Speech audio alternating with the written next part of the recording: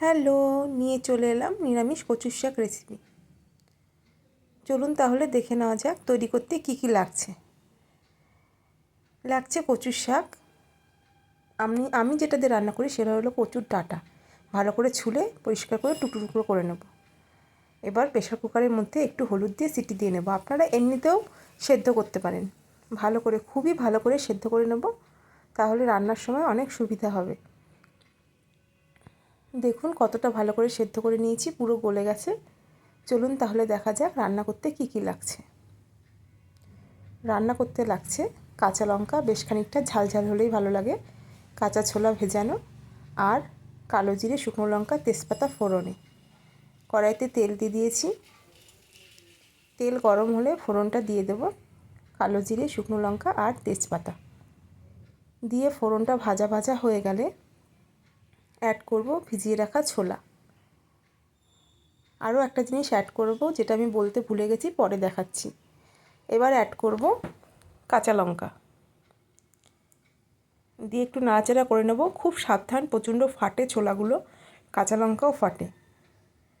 দূর থেকে করবেন, দেখতেই পাবেন ফটফট করে ফাটছে। আমার হাতটা ক্যামেরা কেঁপে যাচ্ছে।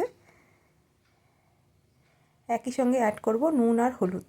ব্যাস, এই পর্যন্তই শেষ। আর সামান্য পরে একটু জিরের গুঁড়ো অ্যাড করব, আর কোনো মশলা এতে লাগছে না।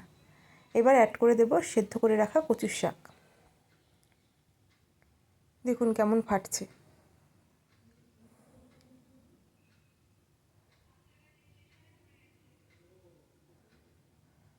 সমস্ত কচুর শাক অ্যাড করে দিয়েছি। খেতে কিন্তু কচুর শাক যেমন করেই করুন খুবই ভালো লাগে। আর আপনারা নারকেল অ্যাড করতে পারেন, আমি দিইনি কারণ প্রচণ্ড গরম, তার মধ্যে নারকেল টারকেল খেয়ে শরীর খারাপ করবে, এই কারণেই দিইনি। এরপরে হাতা দিয়ে বা শক্ত কোনো খুন্তি দিয়ে, দেখুন আমি খুন্তিটা চেঞ্জ করে নিয়েছি, ভালো করে চেপে চেপে কচুর শাকগুলোকে ভালো করে গলিয়ে নেব। যত গলবে ততটা টেস্ট হবে। এবার বললাম যেটা ভুলে গেছি, অ্যাড করব একটু কাঁচা বাদাম, সামান্য একটু ভেজে নিয়ে আলাদা একটা কড়াইতে দিয়ে দিয়েছি। দেখুন ভালো করে হাতা দিয়ে এটাকে খুন্তি দিয়ে গলিয়ে নিয়েছি। যত গলানো হবে তত টেস্ট হবে। এবার এই জলটা পুরোপুরি শুকিয়ে নেব। একই সঙ্গে বাদামও হালকা ভাজা হয়ে গেছে, অ্যাড করে নেব। অ্যাড করে নিয়ে নাড়াচাড়া করে বেশ খানিকক্ষণ ধরে রান্না করতে কিন্তু অনেকটাই সময় লাগে। বেশ খানিকক্ষণ ধরে জলগুলো পুরোপুরি শুকিয়ে নেব।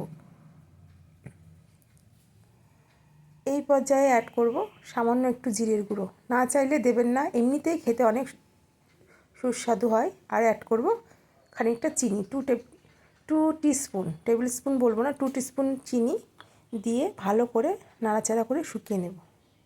দেখুন অনেকটাই শুকিয়ে গেছে, কিন্তু আমি আরও একটু শুকিয়ে নেব। যত শুকোবে তত খাবারটা টেস্ট হবে। পুরোপুরি শুকানো ডান, রেডি। চলো তাহলে এবার পরিবেশন করে দেখাই। আপনারা চাইলে ইলিশ মাছের মাথা, চিংড়ি মাছ, যা দিয়ে খুশি করতে পারেন। আমি খুব সিম্পলভাবে করে আপনাদেরকে দেখালাম।